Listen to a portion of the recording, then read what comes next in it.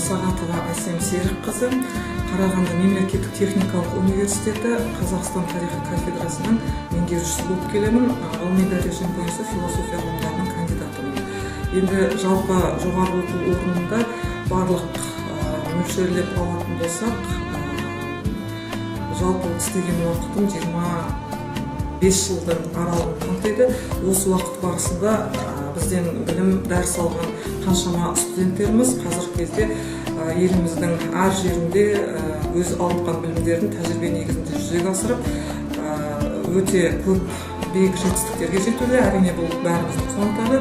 Сол тәрбие оқу процесі барысында біз өз студенттерімізге негізгі басты қоятын талабымыз ол болса білім алу. Яғни жан-жақты білім әр уақытта адамды болашаққа жетелейтіндігі бәрімізге белгілі. Қазақ тегін айтпайды ғой, білім инемен құдық қазғандайды. Соған қарағанда қазіргі көтеріліп жатқан жемқорлық мәселесіне қатысты проблемалар бұл біздің санамызды орамау үшін, тамырын кеңінен жаймау үшін әрине біз студент жастарға осы теріс қылықты әрекеттерден ада болуға байланысты мәселелерді жиі көтеріп отырамыз.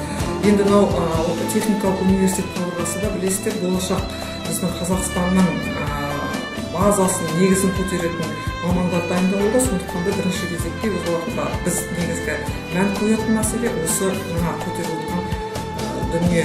Ең бастысы кез келген білім көзін, ойын ары қарай дамытып жетілдіруде адам баласы ең алғашқы өзінің білімін көрсете білу керек. Ал білімнің негізі ол болса шынайы өзінің сол білімге деген қарым-қатынасы, оқытушыларға деген қарым-қатынасының негізінде көрініс табады.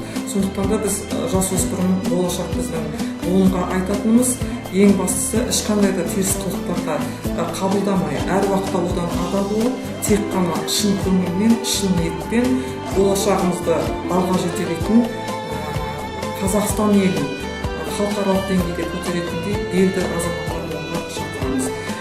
Ұлы бабамыз ақын Абайдың сөзі бар ғой, адам болды. Яғни адам болудың негізгі принципі осы білім көзіне жатса керек. Сондықтан да біздің жастарымыз әр уақытта тек шыншыл, білімге құштар, әрі өзінің маңайындағы